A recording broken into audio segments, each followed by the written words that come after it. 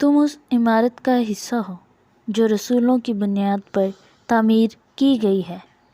پہلی تلاوت مقدس پولس رسول کا خط افسیوں کے نام، اس کا دوسرا باب 19 تا 22 آیات تک۔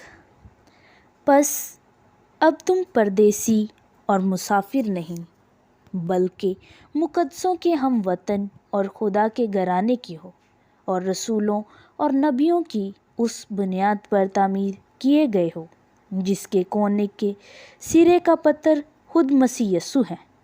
اسی میں ساری عمارت برابر پیوستہ ہو کر خداوند میں مقدس ہیکل بنتی جاتی ہے، اور تم بھی اسی میں باہم تعمیر کیے جاتے ہو تاکہ روح میں خدا کا مسکن بنو۔